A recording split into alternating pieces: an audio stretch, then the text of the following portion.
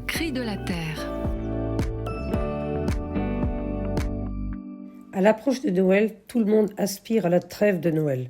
Une période où l'on a plaisir à se rassembler en famille, à changer de rythme, à embellir nos maisons, nos rues, nos villages, avec des lumières, des décorations aux couleurs vives et dorées.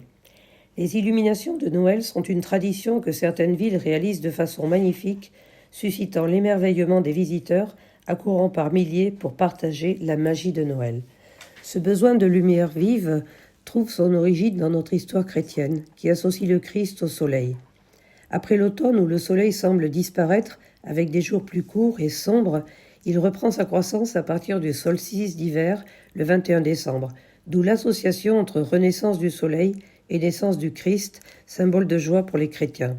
Cette joie de la nativité, symbolisée par la lumière, est restée et suscite encore aujourd'hui un sentiment que Noël marque un moment singulier de trêve, de recherche de paix intérieure, de plaisir d'être ensemble pour rompre avec le quotidien, routinier ou douloureux pour certains. C'est le moment où on essaye d'être plus disposé à être attentif aux autres par des mots, des gestes, des cadeaux.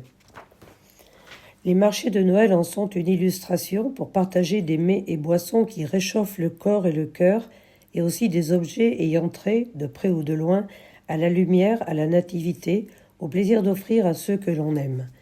Des traditions qui varient selon les pays, les régions, mais la préparation du repas de Noël revêt une importance particulière pour sortir de l'ordinaire, choisir des produits dits festifs pour faire plaisir et régaler sa famille, ses convives. L'origine du festin de Noël nous vient de la religion chrétienne, où après les jours maigres précédant la venue du Christ, les chrétiens, de retour de l'église et d'une longue célébration, se rassemblaient autour d'un repas gras qu'on appelait également réveillon. Les viandes de volaille et de porc étaient au centre des tables, correspondant aux dates d'abattage dans les fermes, agrémentées de châtaignes, de saison bien sûr. Ces traditions sont restées. Boudin blanc, volaille et foie gras ont une bonne place sur nos tables, enrichies aujourd'hui de saumon, crustacés, chocolat, bûches de Noël. Une période de travail intense pour les producteurs, les traiteurs, les bouchers, les boulangers, les industriels, pour remplir les étals.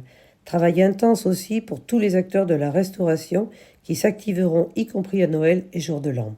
En savourant nos repas de fête, pensons à eux et à tous ceux pour qui Noël ne permettra pas de trêve. Ils sont nombreux dans le monde. Joyeux Noël à tous.